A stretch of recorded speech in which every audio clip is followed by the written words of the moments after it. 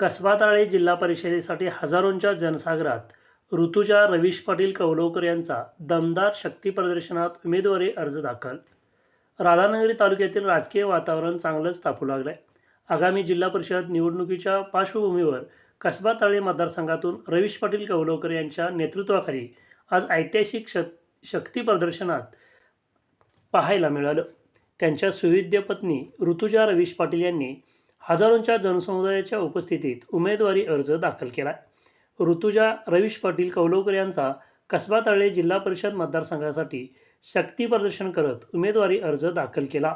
आज सोमवारी सकाळी कौलव इथून या भव्य रॅलीला सुरुवात झाली. फुलांनी सजवलेली वाहने, ढोल ताशांचा गजर आणि कार्यकर्त्यांचा उत्साह यामुळे संपूर्ण परिसर दणाणून गेला होता.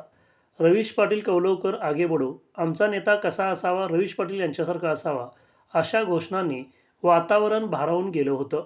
या रॅलीत तरुण, महिला आणि ज्येष्ठ नागरिकांचा सहभाग लक्षणीय होता. कौलव ते राधानगरीपर्यंत मतदारसंघातून ही रॅली काढण्यात आली. मार्गावर ठिकठिकाणी ग्रामस्थांनी औक्षण करत पुष्पहार घालून कौलवकर कुटुंबाचा जोरदार स्वागत केलं. रवीश पाटील कौलवकर यांच्या पत्नी ऋतुजा यांना भाजपकडून उमेदवारी मिळण्याचे दाट संकेत आहेत. आजच्या या शक्ती प्रदर्शनामुळे त्यांच्या उमेदवारीवर जवळपास शिक्कामोर्तब झाल्याची चर्चा राजकीय वर्तुळात रंगली आहे. भोगावती साखर कारखान्याचे संस्थापक दादासाहेब पाटील कौलवकर आणि बाळासाहेब पाटील कौलवकर यांच्या विकासाचा वारसा पुढे नेत रवीश पाटील यांनी पंचायत समितीच्या माध्यमातून अनेक विकासकामे मार्गी लावली. आता त्यांच्या उच्च शिक्षित पत्नी कसबा ताळे जिल्हा परिषदेसाठी सज्ज झाल्या आहेत. कौलवकर घराण्याचा समाज विकासाचा वारसा पुढे नेण्यासाठी मी निवडणूक रिंगणात उतरली आहे. जिल्हा परिषदेच्या माध्यमातून रस्ते, शिक्षण आणि आरोग्य सुविधा अधिक सक्षम करण्याबरोबर महिला, युवक, ज्येष्ठ नागरिक, दिव्यांगांचे प्रश्न सोडवण्यासाठी निवडणूक रिंगणात उतरत असल्याचं ऋतुजा रवीश पाटील कौलवकर यांनी सांगितलं. एकदम छान आहे. मी तळागाळाच्या प्रत्येक घरापर्यंत किंवा साधारण महिलांपर्यंत देखील पोचलेली आहे आणि नक्कीच विद्यार्थी असेल, महिला असतील किंवा आपले शेतकरी बंधू असतील, आज माझे तरुण सहकारी असतील, प्रत्येकाच्या वेगळ्या वेगळ्या अडचणी आहेत आणि नक्कीच त्या सगळ्या मी नोट डाऊन करून ठेवलेल्या आहे.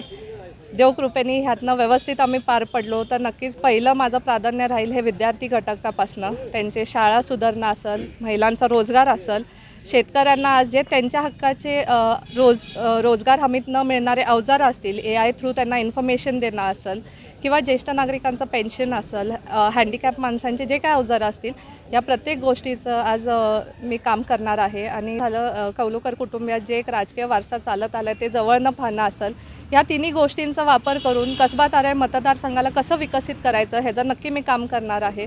आणि नक्कीच कसबा ताळे मतदारसंघातल्या ग्रामस्थांना खूप प्राऊड फिलिंग होणार आहे की त्यांनी एक योग्य उमेदवाराला निवडून दिलं. एवढंच मी आजच्या शक्ती प्रदर्शनातील जनसागरामुळे कसबा ताळे मतदारसंघात कौलवकरांनी विरोधकांसमोर तगडे आव्हान उभं केल्याचं चित्र निर्माण झालं होतं.